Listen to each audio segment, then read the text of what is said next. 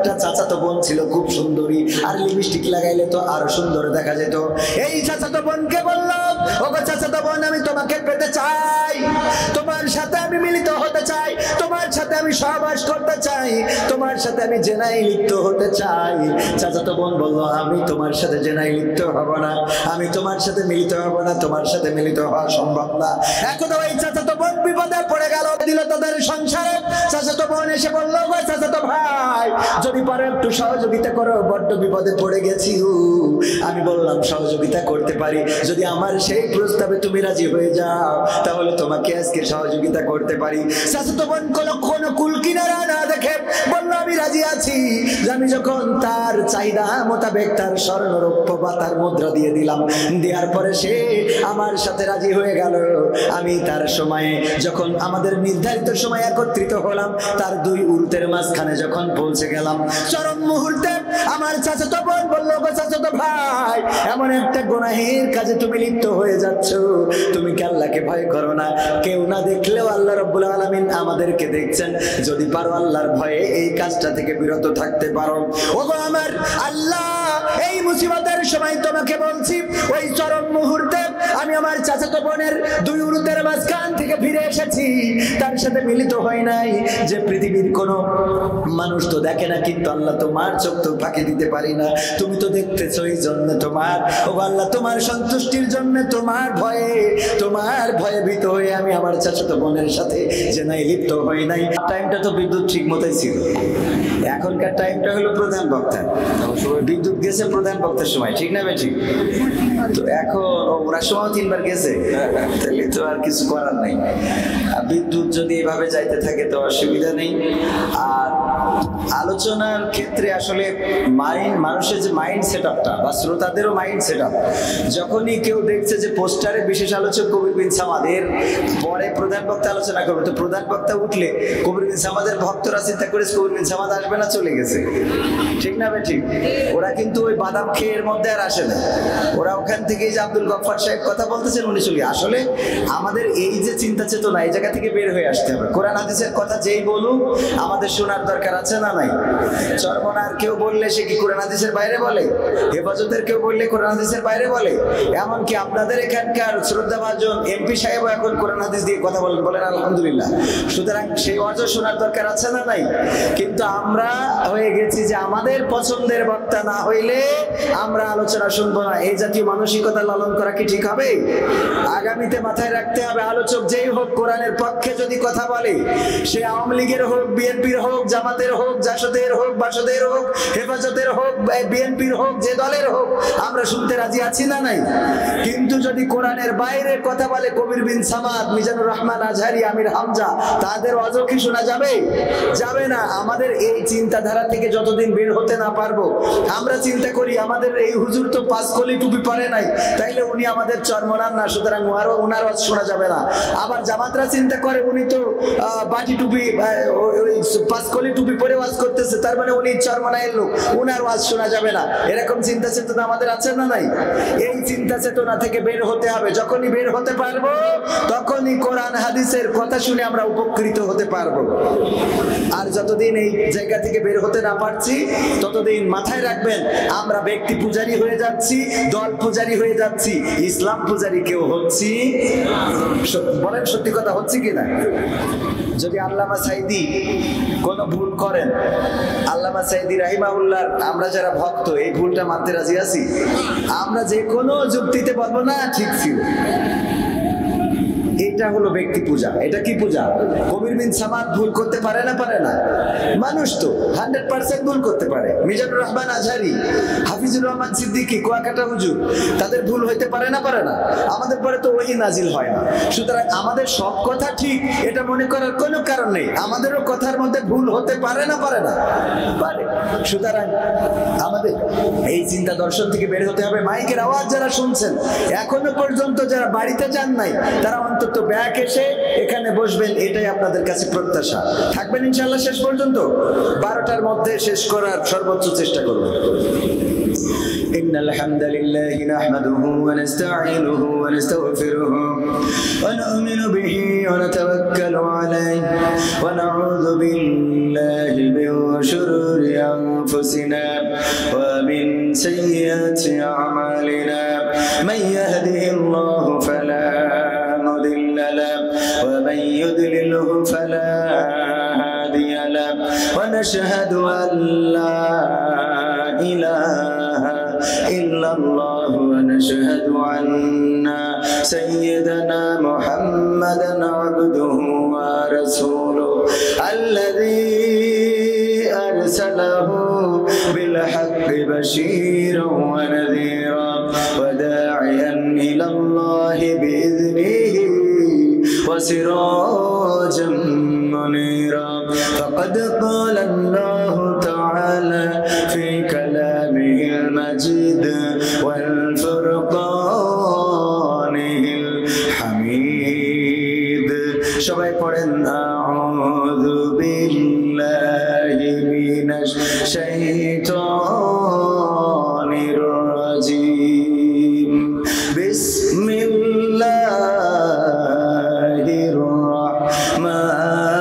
রাহমানির রাহিম আল-ইয়াওমা নাখতিমু আলা আফওয়াহিহিম ওয়া তুকাল্লিমুনা আইদিহিম ওয়া তাশহাদু আরজুলুহুম বিমা কানু ইয়াকসিবুন وقال الله تعالى في شأن حبيبه إن الله وملائكته يصلون على النبي يا أيها الذين آمنوا صلوا عليه وسلموا تسليما اللهم صل على سيدنا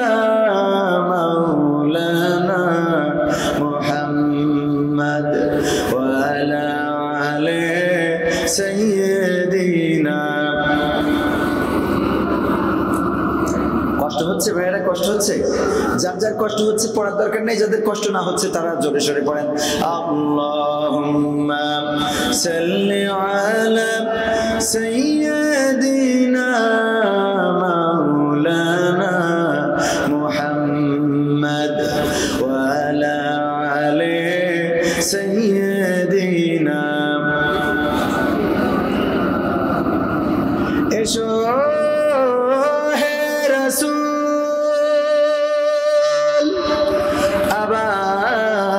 আবার ফিরি আমাদের মাঝে নতুন করে খুতবা দিতে কাবার মিনার পরে আল্লাহুম্মা সাল্লি আলা সাইয়্যিদিনা মাওলানা মুহাম্মদ ওয়া আলা আলি সাইয়্যিদিনা রূপের বড়াই করিস না রে রূপ চিরদিন থাকে না রূপের বড়াই কইর না ভাই রূপ চিরদিন থাকে না নিজের মুখটা দেখা একদিন হইবে রে তোর যন্ত্রণা নিজের মুখটা দেখা একদিন হইবে রে তোর যন্ত্রণা চেহারার বড়াই কইর না ভাই রূপ চিরদিন থাকে না রূপের বড়াই কইর না বন রূপ চিরদিন থাকে না নিজের মুখটা দেখা একদিন হইবে রে তোর যন্ত্রণা নিজের মুখটা দেখা একদিন হইবে রে তোর যন্ত্রণা সময় হইল বড় শিক্ষক সব দিবে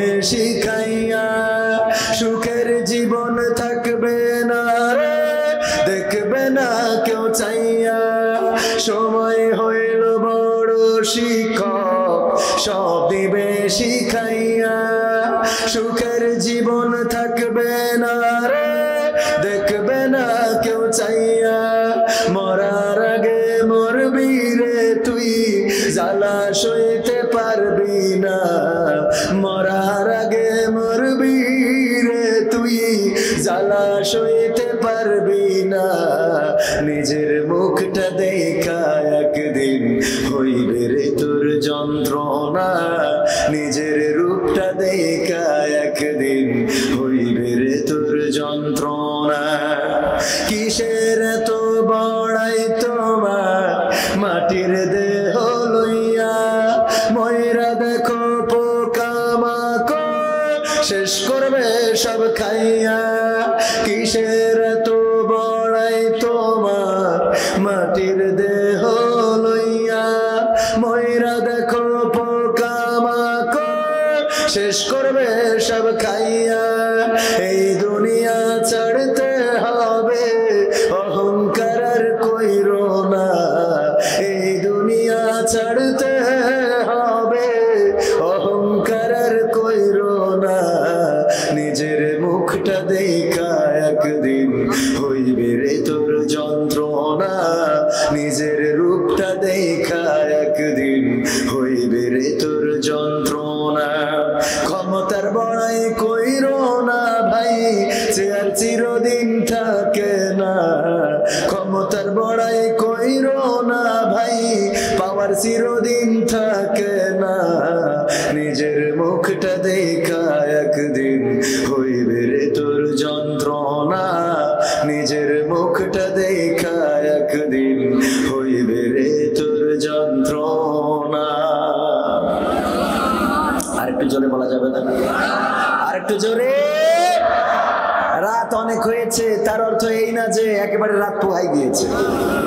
আর রাত বেশি হইলে আল্লাহ রাব্বুল আলামিন আসমানের নিচের দিকে চলে আসেন, ফেরেশতাদেরকে নিয়ে বসেন এবং দুনিয়ার খোঁজ খবর নেন ফেরেশতাদের মাধ্যমে। এর সম্বন্ধে জানা আছে না নাই? সুতরাং আমরা যদি রাত বেশি করি কোনো লস আছে? লস নাই। তবে বেশি রাত করাবো না। কাজের সময় মানুষের ক্ষেত খামারে অনেক কাজ, অনেক ব্যস্ততা, এর মধ্য দিয়েও যে আপনারা এখনো আছেন এর জন্য আল্লাহর শুকরিয়া আদায় করছি, বলছি আলহামদুলিল্লাহ। আল্লাহর শুকরিয়া আদায় করার দরকার আছে না নাই? আল্লাহর শুকরিয়া আদায় করলে আল্লাহ নিয়ামত বাড়িয়ে দেন। দীঘা গ্রামবাসীর উদ্যোগে আয়োজিত বার্ষিক তাফসিরুল কোরআন মাহফিলের শ্রদ্ধাভাজন সভাপতি জনাব মাওলানা রেজাউল করিম সাহেব আমার শ্রদ্ধাভাজন, ওনার সম্মান রেখে আমি বাগাছেড়া ছাড়ি নাই। রাগ করেই বললাম যে আমি মাহফিলে যাচ্ছি না, আপনারা করেন, কয়ে ফোন অফ করে রাখছি। কারণ আপনারা বলবেন এক, করাবেন আর এক, এগুলো তো ঠিক না। যা বলবেন তাই করাবেন, যদি না করি তখন আবার বাইন্দে থাকবেন, কোনো সমস্যা নেই। ঠিক আছে তো বাজান? কিন্তু যা বলবেন সেটার সাথে আল্লাহ রাব্বুল আলামিন বলে দিয়েছেন, ইয়া আইয়ুহাল্লাযীনা আমানু লিমা তাকুলুনা মা লা তাফআলুন। ও ঈমানদারেরা, এমন কথা বলো না যা তোমরা কাজে পরিণত করো না। কাবুরা মাকতান ইনদাল্লাহি আন তাকুলু মা লা তাফআলুন।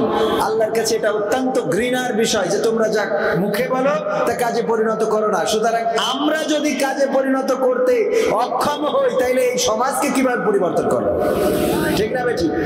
অনেকেই বলবেন যে ভাই মাহফিলে লোক আসে না, শ্রোতা হয় না। হওয়ার দরকার নাই তো। আমার মাহফিলে আমির হামজা ভাই এসেছিল, অনেকেই জেনে থাকতে পারেন। জানেন কেউ যে আমাদের গ্রামে আসছিল? দু একজন জানেন। যারা অনলাইন অ্যাক্টিভ তারা অনেকেই জানেন। আমি প্রচার করি নাই আমির হামজা ভাই আসবেন। উনি এসেছেন মাহফিলে, শ্রোতা অল্প, যা ছিল আলহামদুলিল্লাহ। আমাদের প্যান্ডেল ফিল আপ ছিল, কারণ পোস্টারে ওনার নাম নাই, প্রচারে ওনার নাম নাই। হঠাৎ করে মাহফিলে মানুষেরা পরের দিন আমাদের যারা মাহফিলে জড়িত ছিল, আওয়ামী লীগের, বিএনপির, জামাতের, জাসদের, বাসদের যারাই ছিল সবাই রে এক মানে, আরে ভাই তোমরা মাহফিলে আমির হামজাকে নিয়ে আসছো, কই বলো নাই তো? কইলাম বলতাম কেরে? আপনি আসবেন কোরআনের মাহফিল শোনার জন্য, আমির হামজা আসবে না, হাফিজুর রহমান সিদ্দিকী আসবে, এত বিচার করার তো দরকার নাই। দরকার আছে? কোরআনের মাহফিলে আসবেন, বসবেন, শুনবেন। এখানে বসলে সওয়াব আছে না নাই? এই জন্য কথা সব সময় মাথায় রাখতে হবে যে আমাদের কথার সাথে কাজের মিল আমাদের যদি না থাকে তাহলে এই সমাজের পরিবর্তন আসবে না। মাহফিল দিয়েছি, যাদের ওয়াজ করার কথা তারা করেছে, এক্সট্রা আমির হামজা ভাই এসেছে, এটা ছিল বোনাস। আপনারা বোনাস পাইছেন। যারা মনে করেছেন যে লোক চিনে আসবেন তারা আজকে লস খাইছে। গেছে, বুঝেননি? তো এই জন্যে মাহফিলে আসবেন সওয়াবের নিয়তে। আল্লাহ রাব্বুল আলামিন এখানে যতক্ষণ বসে থাকবেন আমলনামায় সওয়াব দিবেন, আবার আপনার আমলনামা থেকে সগীরা গুনাহগুলো ক্ষমা হতে থাকবে। বলেন সুবহানাল্লাহ। শুধু তাই নয়, এই মাহফিলে যারা আসবেন বলবেন, এটা নাজাতের ওসিলা হয়ে যেতে পারে, মুসিবতে এই মাহফিলটা আপনার কাজে লাগতে পারে। সারাটা জীবন কি করেছেন কি করেন নাই, আজকের এই রাতের মাহফিলটা আল্লাহ রাব্বুল আলামিনের কাছে যদি কবুল হয়ে যায়, এই মাহফিলের ওসিলায় জীবনের বড় বড় মুসিবত আল্লাহ পার করে দিতে পারে না, পারে না। প্রমাণ নিবেন, বনি ইসরাইলের তিনজন যুবক রাস্তায় চলছিল, হঠাৎ ঝড় বৃষ্টি শুরু হয়ে গেল। একটা কূপের মধ্যে, গুহার মধ্যে আশ্রয় নিল। সেই গুহার মধ্যে আশ্রয় নেওয়ার পরে আল্লাহ রাসূল সাল্লাল্লাহু আলাইহি ওয়াসাল্লাম সাহাবীদেরকে ঘটনাটা শুনিয়েছেন, বনি ইসরাইলের জামানার ঘটনা। আল্লাহর নবী বলছেন, তিনজন যুবক যখন ওই গুহার মধ্যে আশ্রয় নিল, উপর থেকে একটা পাথর গড়াতে গড়াতে এসে গুহার মুখে বেঁধে গেল, গুহার মুখটা আটকে দিল। তারপরে যখন ঝড় বৃষ্টি থেমে গেল অথবা সকাল হয়ে গেল, ওই যুবকেরা ওই পাথরটা সরানোর চেষ্টা করলো, কিন্তু পাথরটা সরে না। তিনজনে একসাথে ধাক্কা দিল, জোরে বলো হেইয়ো, আরো জোরে হেইয়ো, তালে তালে হেইয়ো। কোন হেইয়ই যখন কাজ হলো না, তিনজন দুশ্চিন্তায় পড়ে গেল, এখন কি করা যেতে পারে। তিনজনের মধ্যে একজন ব্যক্তি পরামর্শ দিল, একটু চিন্তা করে দেখো আমাদের জীবনের সবচেয়ে ভালো কাজ কোনটা। যেই ভালো কাজটা আছে ওই ভালো কাজটা স্মরণ করে আল্লাহর কাছে আমরা পেশ করি যে, ও আল্লাহ, আমাদের জীবনে এই ভালো কাজটা আছে, এই ভালো কাজটার ওসিলায় তুমি আমাদের এই মুসিবত থেকে হেফাজত করো, আমাদের এই গুহার মুখের পাথরটা সরিয়ে দাও। প্রথম ব্যক্তি বলল, ঠিক আছে তাহলে তাই করা যায়। আল্লাহকে বলল, ও আল্লাহ, তুমি তো জানো আমার বাড়িতে আমার মা এবং বাবা বৃদ্ধ এবং বৃদ্ধা মানুষ, তাদেরকে আমি আমার কর্ম রেখে যখন কর্ম সেরে বাড়িতে ফিরতাম, তারপরে আমি বকরি বা ছাগির দুধ দোহাতাম, এবং দুধ দোহানোর পরে আমি আগে আমার পিতা মাতাকে খাওয়াতাম, তারপরে সন্তানদেরকে, স্ত্রীদেরকে খাওয়াতাম। একদিন এমন হলো আমার বাড়িতে ফিরতে দেরি হয়ে গেল, এর মধ্যে আমার পিতা মাতা ঘুমিয়ে গেল। বাড়িতে যাওয়ার পরে আমি আমার গরু, ছাগল বা বকরি তাদের দুগ্ধ দহন করলাম, এবং সেই দুগ্ধ দহন করে মায়ের কাছে, বাবার কাছে পৌঁছালাম। দেখলাম ঘুমিয়ে গিয়েছে, দেখলাম ঘুমিয়ে গিয়েছে। মা বাবা কষ্ট পাবে এই চিন্তা করে ডাকি নাই। আবার আমার সন্তানেরা ক্ষুধার জ্বালায় ছটফট করছিল, বাবা খেতে দাও, খেতে দাও। কিন্তু আমার তো অভ্যাস নাই, আমি আমার পিতা মাতাকে না খাওয়াই, আমি আমার সন্তানদেরকে খাওয়াই না। এই জন্য আমি সন্তানদেরকে খাওয়ালাম না, সকাল পর্যন্ত অপেক্ষা করলাম। তারপরে যখন মা বাবার ঘুম ভাঙলো, আমি মা বাবাকে খাওয়ালাম, তারপরে সন্তানদেরকে খাওয়ালাম। ও আল্লাহ, যদি এই ভালো কাজটা তোমার সন্তুষ্টির জন্য করে থাকি, আল্লাহ যদি তুমি কবুল করে থাকো, তাইলে এই কূপের পাথরটা একটু সরানোর ব্যবস্থা করে দাও। এই বলে যখন বিসমিল্লাহ বলে ধাক্কা দিয়েছে, তখন পাথরটা একটু ফাঁকা হয়েছে। দ্বিতীয় ব্যক্তি বলল, আল্লাহ, তুমি তো জানো আমার বাড়িতে একটা কর্মচারী ছিল, সেই কর্মচারী বেতন রেখে চলে গেল, তার বেতন দিয়ে আমি একটা ছাগল কিনলাম, একটা বকরি কিনলাম, এবং সেই একটা ছাগল বা বকরি থেকে আরো 2টা 5টা হতে হতে 100 বা তারও কম বেশি হয়ে গেল। হঠাৎ একদিন আমার সেই কর্মচারী আমার বাড়িতে আসলো, এসে বলল, আমার যে পারিশ্রমিকটা আমি আপনার কাছে পাইতাম সেটা দিয়ে দেন। আমি বললাম, দেখো তোমার পারিশ্রমিক দিয়ে একটা ছাগল বকরি কিনেছিলাম, সেটা এখন 1টা থেকে 100টা বা তারও কম বেশি হয়ে গেছে। ওই যে ছাগলের পালটা দেখো, ওই পালটাই তোমার, তুমি নিয়ে যাও। সে বলল, আপনি কি আমার সাথে মশকরা করতেছেন? বলল, না, আল্লাহর কসম মশকরা করি না, আমি তোমার বেতনের টাকা দিয়েই ওই ছাগলের পালটা করেছি, এটার অধিকার তোমার, তুমি নিয়ে যেতে পারো, ওটাতে আমার কোনো অধিকার নাই। ওই লোকটি সমস্ত ছাগল বা বকরি যা ছিল সবগুলো নিয়ে গেল, একটাও রেখে গেল না। ও আল্লাহ, আমি শুধুমাত্র তোমার সন্তুষ্টির আশায় তোমার জন্য আমি তার পারিশ্রমিকটা গোটাটাই দান করে দিয়েছিলাম। আল্লাহ, তুমি যদি চাও আজকে এই ভালো কাজের ওসিলায় পাথরটা সরাতে পারো, বিসমিল্লাহ বলে ধাক্কা দিয়েছে, পাথরটা আর একটু সরে গেছে, কিন্তু এখনো বেরোনোর মতো হয় নাই। তৃতীয় নাম্বার ব্যক্তি, এটা যুবকদের জন্য অত্যন্ত কার্যকারী, যুবকদের জানা দরকার, শোনা দরকার। আমার কলিজার টুকরা যারা, যাদেরকে বড় ভালোবাসি, ও যুবকেরা একটু কান খুলে শুনে নাও। আল্লাহর নবী বলছেন, ওই বনি ইসরাইলের মধ্যে 3 যুবকের মধ্যে তৃতীয়তম ব্যক্তি ছিল, তার একটা চাচাতো বোন ছিল খুব সুন্দরী, আর লিপস্টিক লাগাইলে তো আরো সুন্দর দেখা যেত। এই চাচাতো বোনকে বলল, ওগো চাচাতো বোন, আমি তোমাকে পেতে চাই, তোমার সাথে আমি মিলিত হতে চাই, তোমার সাথে আমি সহবাস করতে চাই, তোমার সাথে আমি জেনায় লিপ্ত হতে চাই। চাচাতো বোন বলল, আমি তোমার সাথে জেনায় লিপ্ত হব না, আমি তোমার সাথে মিলিত হব না, তোমার সাথে মিলিত হওয়া সম্ভব না। এখন ওই চাচাতো বোন বিপদে পড়ে গেল, দিল তাদের সংসারে। চাচাতো বোন এসে বলল, গো চাচাতো ভাই, যদি পারো একটু সহযোগিতা করো, বড্ড বিপদে পড়ে গেছি। আমি বললাম, সহযোগিতা করতে পারি, যদি আমার সেই প্রস্তাবে তুমি রাজি হয়ে যাও, তাহলে তোমাকে আজকে সহযোগিতা করতে পারি। চাচাতো বোন কোনো কুল কিনারা না দেখে বলল, আমি রাজি আছি। আমি যখন তার চাহিদা মোতাবেক তার স্বর্ণ রৌপ্য বা তার মুদ্রা দিয়ে দিলাম, দেওয়ার পরে সে আমার সাথে রাজি হয়ে গেল। আমি তার সময়ে, যখন আমাদের নির্ধারিত সময় একত্রিত হলাম, তার 2 উরুতের মাঝখানে যখন পৌঁছে গেলাম, চরম মুহূর্তে আমার চাচাতো বোন বলল, গো চাচাতো ভাই, এমন একটা গুনাহের কাজে তুমি লিপ্ত হয়ে যাচ্ছ, তুমি কি আল্লাহকে ভয় করো না? কেউ না দেখলেও আল্লাহ রাব্বুল আলামিন আমাদেরকে দেখছেন, যদি পারো আল্লাহর ভয়ে এই কাজটা থেকে বিরত থাকতে পারো।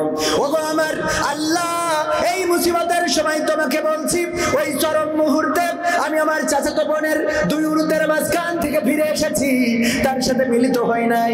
যে পৃথিবীর কোনো মানুষ তো দেখে না, কিন্তু আল্লাহ তোমার চোখ তো ফাঁকি দিতে পারি না, তুমি তো দেখতেছো, এই জন্য তোমার, ও আল্লাহ, তোমার সন্তুষ্টির জন্য, তোমার ভয়ে ভীত হয়ে আমি আমার চাচাতো বোনের সাথে জেনায় লিপ্ত হই নাই। আল্লাহ, তুমি যদি চাও, এই ভালো কাজের ওসিলায় তোমার সন্তুষ্টির জন্য যদি আমি ফিরে থেকে থাকি, তাহলে এই পাথরটা সরিয়ে দাও। বিসমিল্লাহ বলে 3য় জন ধাক্কা দিয়েছে, আর পাথরটা সরে গিয়েছে। 3টা যুবক ওই কূপ থেকে মুক্তি পেয়ে গেছে। সবাই জোরে জোরে বলেন সুবহানাল্লাহ। এটা ছিল ভালো কাজের ফসল। মুসিবতে পড়েছেন, বিপদে পড়েছেন, আল্লাহর কাছে ভালো কাজটা পেশ করেন। আজকের এই মাহফিলে যারা এসেছেন, বসেছেন, আল্লাহ রাব্বুল আলামিন চাইলে আজকের মাহফিলটা আপনার জীবনের গুনাহ ক্ষমা করে দিতে পারেন। এই মাহফিলটার ওসিলায় আপনার পিতামাতার কবরগুলো জান্নাতের বাগান বানিয়ে দিতে পারেন। এই মাহফিলের ওসিলায় দাদা কবরে ঘুমানো, ওই দাদার কবরের পাশে দাঁড়ানো হয় না, দাদার জন্য দোয়া করা হয় না, দাদার কাছে দাদার জন্য হাত তোলা হয় না। এই মাহফিলে আল্লাহর কাছে যদি হাত তুলে ফরিয়াদ করেন, এই মাহফিলের ওসিলায় দাদার কবরটা আল্লাহ রাব্বুল আলামিন জান্নাতের বাগান বানাতে পারে না? পারে না? নাকি আল্লাহর সেই ক্ষমতা নাই? নাউজুবিল্লাহ, আছে না নাই? আল্লাহর সেই ক্ষমতা আছে। বদরের প্রান্তরে যেমন শক্তিশালী ছিলেন আমাদের মহান রব আল্লাহ রাব্বুল আলামিন, এখনো সেই রব আছেন। ওগো আমার ভাইরা, এই জন্য আমাদের সমস্ত কাজকর্ম কার জন্য হতে হবে? কার জন্য?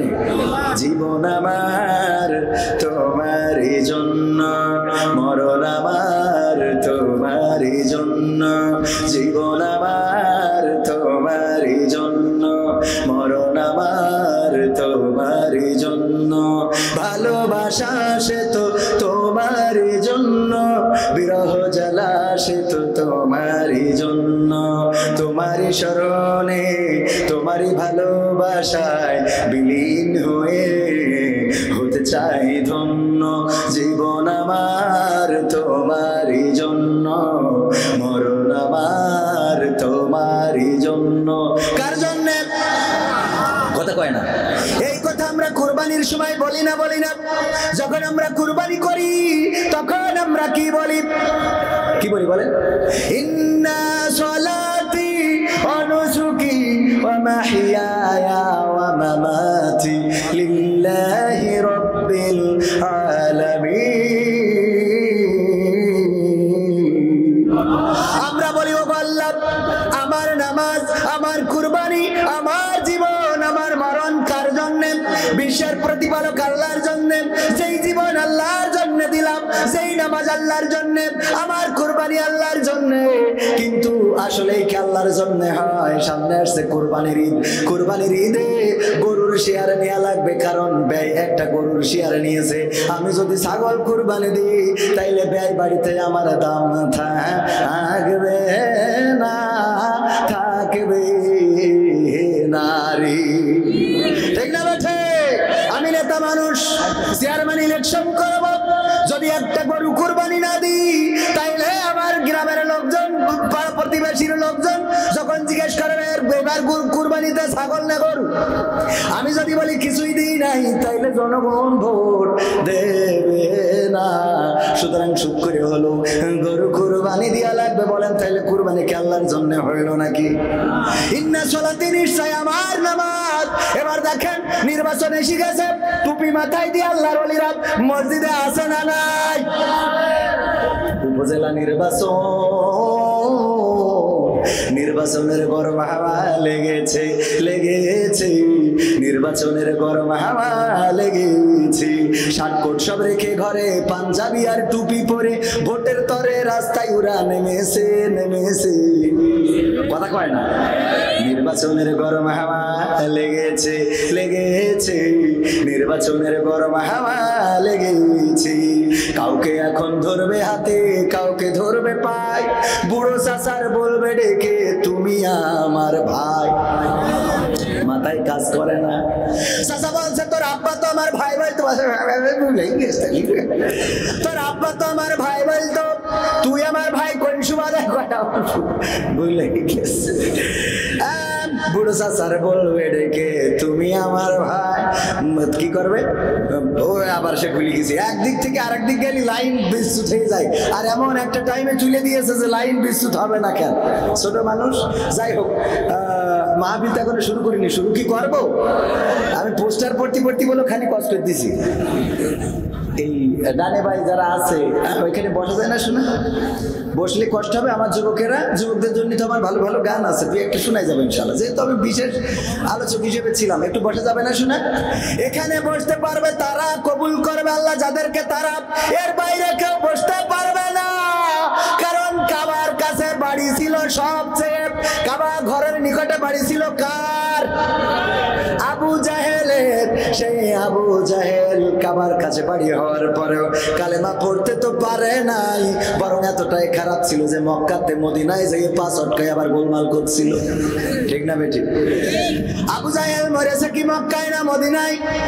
মদিনা থেকে 80 কিলোমিটার দূরে বদরের প্রান্তর, সেখানে গিয়েছি যেখানটায় আবু জাহেলের হত্যা করার পরে লাশটা ফেলে রেখে রাখা হয়েছিল, সেই জায়গাটা দেখে এসেছি। আমার সাথে ছিলেন আমাদের শ্রদ্ধাভাজন চাচাজির নামটা আমি ভুলে গিয়েছি, মাস্টার কি জানো? শাহজাহান মাস্টার। আমাদের শাহজাহান মাস্টার এবং উনার বেগম সাহেবাও আছেন, অসুস্থ মানুষ, এখনো যে এত সুস্থ আছে, এই সুস্থ রেখেছেন কে? আল্লাহ রাব্বুল আলামিন। সুস্থ রাখার মালিক আল্লাহ, অসুস্থ করার মালিক। আজকেও দেখলাম টেলিভিশন জগতের একজন মানুষ মারা গিয়েছে, তার নামটাও আমি এখন ভুলে গেছি, কি যেন ভাই, দীপু ভাই না রিপু ভাই, কি যেন একটা নাম। টেলিভিশন অভিনয় করতো, বরিশালের ভাষায় কথা বলতো, জমজ নাটকে অভিনয় করেছে। নাম জানেন আপনারা কেউ? আপনারা জানেন না, তাহলে হুজুর জানার কথা। হুজুরের কাছে আছে দাঁড়া দেখি। মারা গিয়েছে ও আমার ভাইরা, নাটক করতো মিডিয়া পাড়ায়, নাটক করতো অলিউল হক রুমি, মঞ্চ এবং টিভি নাটকে অনেক জনপ্রিয় ছিল, বরিশালের ভাষায় কথা বলতো। এই মানুষটা ক্যান্সার, কোলন ক্যান্সার হয়ে আজকে সকালে ইন্তেকাল করেছে। কে কখন মারা যাবে জানি না, কোন ব্যক্তিত্ব কখন চলে যাবে না যাবে জানি না, কার মৃত্যু কবে হবে জানি না। এই জন্য মৃত্যুর প্রস্তুতি নেওয়ার দরকার আছে না নাই? এখন যদি বলেন ভাই মিডিয়ার কর্মীর কথা বলি আমাদের লাভটা কি, বা তার কথা শুনে লাভটা কি? ও আমার ভাইরা, কত নায়কের সাথে নাটক করেছে, কত নায়িকার সাথে নাটক করেছে, সিনেমা পাড়ায় তার সিনেমাও আছে। ও আজকে মারা গেল, চলে চলে গেল কবরে। বলেন যাওয়ার পরে যদি বলে মান রব্বুকা, যদি বলে রাজকুমার সিনেমা করেছি, মান দিনুকা আমি জমজ নাটক করেছি, মান নবিউকা তিশার সাথে আমার ভালো সখ্যতা ছিল, বলেন কুপান বাড়বে না কমবে? আমরা চাই না তার কবরে নির্যাতন হোক, আমরা চাই না সে কবরে কষ্টে থাকুক, আমরা চাই না তার কবরে আযাব হোক, কারণ এটা আমাদের চাওয়া হতে পারে না। বরং দোয়া করি আল্লাহ তার কবরকে ক্ষমা করে দিয়ে কবরকে জান্নাতের বাগান বানাইয়া দিক। কিন্তু যেই ব্যক্তিটি মারা গেল কবরে কি নিয়ে গেল? কথা কয় না, কবরে কি নিয়ে গেল? চিন্তা কি করেন কখনো? ও আল্লাহর বান্দারা, আজকে যদি মারা যায় কবরে কি আল্লাহর কাছে দাখিল করব, আল্লাহর কাছে কি বলবো, এই চিন্তা কি আমাদের মধ্যে আছে নাকি? যেই কথা বলছিলাম, আবু জাহেল পা চটকায় মারামারি করতে গেল মদিনায়। আল্লাহ রাসূল সাল্লাল্লাহু আলাইহি সাল্লাম 313 জন নিয়ে রওনা করলেন মদিনা মসজিদে নববী থেকে 80 কিলোমিটার দূরে। সেখানে যে যুদ্ধ করলেন, লড়াই করলেন, সংগ্রাম করলেন। ও বাবার যুবকেরা, আবু জাহেলকে হত্যা করলেন মাজ এবং মুআজ, যাদের সম্বন্ধে আপনাদের জানা আছে। ছোট দুই ভাই রাসূলের কাছে এসে বলল, ও রাসূল, যুদ্ধের ময়দানে যেতে চাই, আমাদের অনুমতি দেন। রাসূল বললেন, তোমাদের তো এখনো বয়স হয় নাই, কেমন করে যুদ্ধের ময়দানে যাবে? তোমাদের তো অনুমতি দিতে পারি না। রাসূলের কাছে নাছর বান্দা হয়ে গেল। ওগো তরুণেরা, ওগো যুবকেরা, আজকে মাজ মুআজের ঘটনা আমরা অনেকেই জানি না, তাদের নাম জানি না, তাদের ইতিহাস জানি না। এই জন্য এখনকার যুবকেরা যুদ্ধের ময়দানে নয়, এখনকার তরুণেরা কিশোরেরা বলে, যদি বাইক না কিনে দেন তাইলে আমি আত্মহত্যা করব। ঠিক না বেঠে? পালসার গাড়ি এখন আর চলে না, এখন এফজেড কি 5 নাকি উঠেছে, আর S1 এই জাতীয় গাড়িগুলো উঠেছে। যার পরে চড়লি মোটরসাইকেল মনে করে বাচ্চা, কোন শিশু বসেছে। কয়েকদিন আগেও দেখলাম কুষ্টিয়ার এক বাবার এক সন্তান, বাবা থেকে বিদেশি, মার কাছে বাড়াবাড়ি করতেছে, মোটরসাইকেল কিনে দাও, তাই না হয় তা না হইলে আত্মহত্যা করবো। এমনকি আত্মহত্যা করার জন্য ফ্যানের সাথে দড়ি লাগায় ঝুলে পড়েছে, তারপরে উদ্ধার করেছে, সেই যাত্রায় বেঁচে গেছে। বাবার সাথে বলে বুঝাই সুঝাইয়া মোটরসাইকেল একটা কিনে দিয়েছে। এই মোটরসাইকেলে চাচাতো ভাড়ে নিয়ে এসেছিল। ওই কুষ্টিয়ায় একটা কনসার্ট হয়েছে ঈদের পরের দিন ওই কনসার্ট কুপাকুপি দেখার জন্য এসেছে। দেখে রাত্রি বাড়ি যাওয়ার সময় পাশে ছিল মেঘনি গাছ, অনেকেই তো ব্রিজও সাইড দেয়, মনে হয় মেঘনি গাছ সাইড দিতে গেছিল, দিয়ে মেঘনি গাছের সাথে কুপাই দিয়ে ও তো মরেছে সাথে চাচাতো ভাইরও নিয়ে মরেছে। এই যে দুইজন মারা গেল, এক বাবা আর এক সন্তান, আর কোনো ছেলে নেই, মা ডাকার লোক নেই, বাবা ডাকার লোক নেই, নেটওয়ার্কের বাইরে চলে গেল। সাংবাদিকেরা জিজ্ঞাসা করলো যে এই ছেলেকে কেন মোটরসাইকেল কিনে দিয়েছেন? বলতেছে না কিনে দিলে ও ফ্যানের সাথে ঝুলে পড়িল, সেখান থেকে কোনো রকম করে বাঁচাই আনিলাম, আরো কয়েকদিন বেঁচে, তারপর আজকে নেটওয়ার্কের বাইরে চলে গেল। কথা কি বোঝা গেছে? আজকে নেটওয়ার্কের বাইরে। আমার যুবকেরা এখন বাইক চাই, ফোন চাই, আইফোন লাগবে। কি বল? আইফোন লাগবে। আইফোন না হইলে ও তো বন্ধুদের মধ্যে ভাব মারতে পারে না, দোস্তদের মধ্যে যাই ভাব মারতে হবে, একটু সেলফি তুলতে হবে, 3টা ক্যামেরা ফাস্ট করে দেখাইতে হবে। হুজুরেরও আছে না নাই?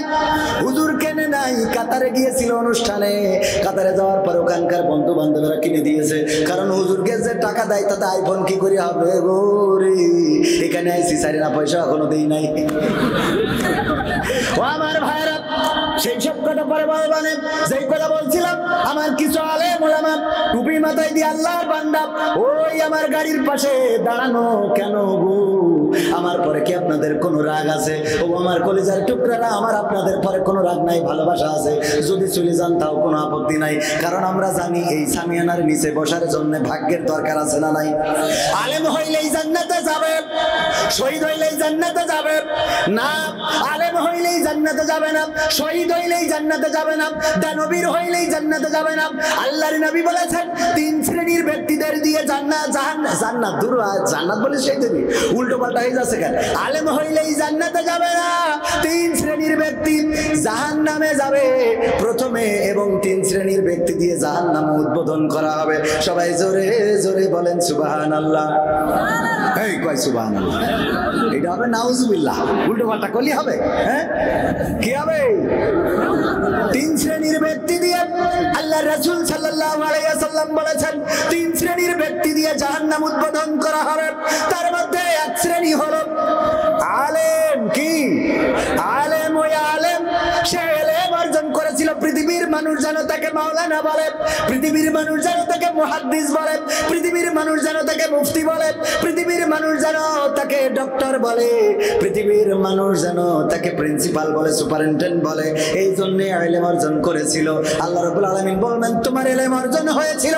আমার মাঝে মাঝে অনেকেই বলে কবির বিন সামাদ আপনি ওয়াজ করি বেড়ান, আপনি কি মাওলানা নাকি? আমি কই কেন ওয়াজ করার জন্য মাওলানা হতে হবে? এটা কোন হাদিসে আছে? কথা কয় না।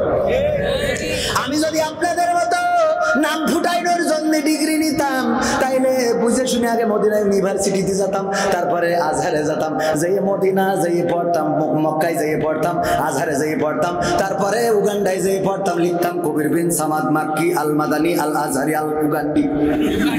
হ্যাঁ, কারণ এগুলো লেখার দরকার আছে না নাই? যার টাইটেলের দরকার তার লেখার দরকার।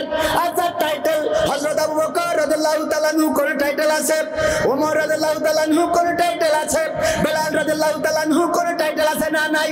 কিছু আলেমেরা আছে ওই মসজিদের মেম্বারটা ধরে থাকবে, ইমামতি চলে যাওয়ার ভয়ে ধরে রাখে যে উনি হাফেজ না হইলে ওর পিছনে নামাজ হবে না, উনি মাওলানা না হইলে নামাজ হবে না। আসলে নামাজ পড়ানোর জন্য মাওলানাও লাগবে না, হাফেজও লাগবে না, মুফতিও লাগবে না, মুহাদ্দিসও লাগবে না। যে ভালো জানে সেই সামনে যাবে, নামাজ পড়াবে, তার পিছনে নামাজ হবে। বলেন সুবহানাল্লাহ। ঠিক না বেঠে? এইগুলো বললে এটা একটা ডিভাইডেড করে রেখেছে। কি করে রেখেছে? ডিভাইডেড। যে ওই জায়গায় যদি আমাদের ইয়ে চলে যায়, পাওয়ার চলে যায়, তাইলে তো আমরা কি করে খাবো? রিজিকের মালিক কে? আল্লাহ রিজিক দিবেন। আপনার ইমামতিতে যদি আপনি ভয় পান, কিছু আলেম ওলামা আছে চিন্তা করে ইমামতি চলে গেলে খাবো কি করে, তার মানে ওরা আল্লাহকে রিজিক দাতা মানে না, ওরা মানে মসজিদ কমিটি আমার রিজিক দেয়। আর যারা মনে করে মসজিদ কমিটি রিজিক দেয় রে, ওই ইমামের পিছনে নামাজ হবে নারী, কারণ সে শিরক করতেছে। ঠিক বলছি তো? কারণ সে শিরক করতেছে। রিজিকের মালিক কে? আল্লাহ রিজিক দিবেন। আল্লাহ হক কথা বলে না। অনেক আলেম ওলামা আছে হক কথা বলে না, আবার অনেক জায়গা আছে রে যেখানে হক কথা চলে না, হুজুরের কাছে শুনতে চাই, হুজুর গো রে কতদিন হলো নবী মুহাম্মাদের জীবনে শুনি নাই, শিশু নবী মোস্তফায় রাস্তা দিয়া হাইটা যায়, হরিণ একটা বান্দা ছিল গাছের তলায় তুমতুমা তুমতুম, আগে কত শুনতাম গো রে, এখন তো আর শোনা যায় না। ওগো হুজুর আজকে একটু নবী মুহাম্মাদের জীবনী শোনাবেন। আল্লাহর রাসূলের জীবনী শোনাতে গেল হুজুর, শোনানোর পর ইমাম সাহেবের ডেকেছে, সমাজ এদিকে আসেন, এই সমাজ ডেকে রাখ। কি হয়েছে ভাই? আপনি আপনার বললাম নবী মুহাম্মাদের জীবনী শোনাবেন, আর আপনি দেখলাম পড়ি পড়ি খালি আবু জাহেলের ঘটনা বলেন। ঘটনাটা কি? ভাই আবু জাহেলের কথা নবী মুহাম্মাদের জীবনী শোনাতে গেলে আবু জাহেলের কথা তো অটোমেটিক চলে আসে। ভাই চলে আসে ভালো কথা, কিন্তু যখনই আবু জাহেলের নাম নিচ্ছিলেন তখনই মনে হচ্ছিল আপনি আমার দিকে তাকাচ্ছিলেন। ঘটনা কি? কথা কি বোঝা গেছে? এখনকার আল্লাহর ওলিরা যদি আল্লাহর নবীর জীবনী বলতে যে আবু জাহেলের কথা বলেন, আর চোখ যদি ওই দিক চলে যায়, ও মাথাটা নিচু করে আর মনে করে আমার সাথে তো দেখছি আবু জাহেলের, রে তাহলে কি উনি আমাকে বোঝাচ্ছে? মুসা আলাইহিস সালামের জীবনী বলতে গেলে ফেরাউনের কথা মনে এসে যায়, ফেরাউনের ঘটনাও বলা লাগে, আর চোখ যদি আল্লাহর ওলির দিকে চলে যায়, উনি মাথাটা নিচে রাখে আর মনে করে মনে হয় ফিরাউনের সাথে আমার মিলাই দিলে যদি ইব্রাহিম আলাইহিস সালামের কথা বলা হয়, তাইলে অমনি হুজুরের পরে ক্ষিপ্ত হয়ে যায় যে ফেরাউন নমরুদের কথা বলার কারণে, যে নমরুদের সাথে কি আমার মিল করে দিলে নাকি। আবার এখনকার সময় আলেম ওলামাদের কথা বলতে গেলে কিছু কিছু নাম চলে আসতে পারে না কথা কয় না, পারে না।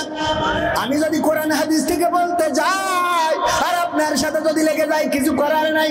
যেই লোকগুলোর ওখানে দাঁড়ানো ছিল বললাম আসতে, উল্টো চলে গেল। কেন চলে গেল?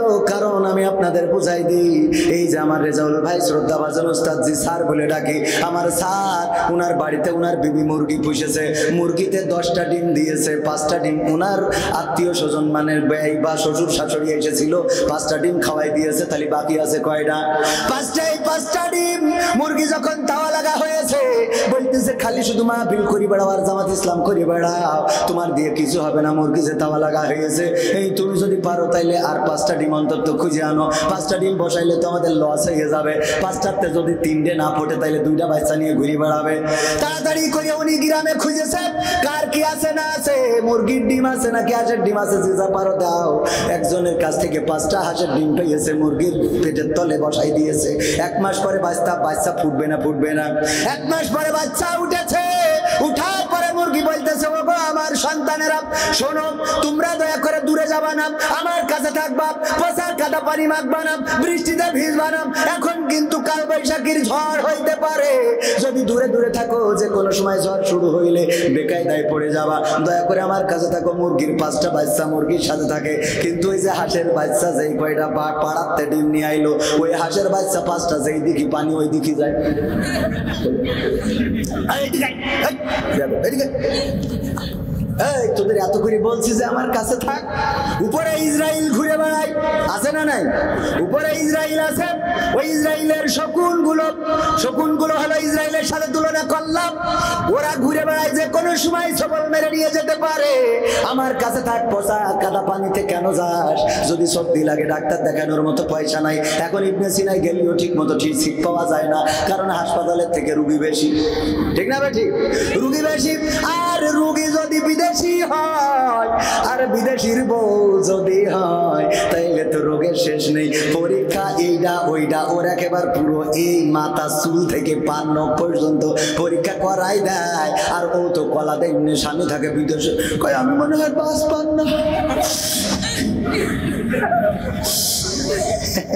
স্বামী কয় না তোমার বাঁচতেই হবে, আমি যত টাকা লাগে আসি ডাক্তারের কাছে ফোন ধরাই দাও।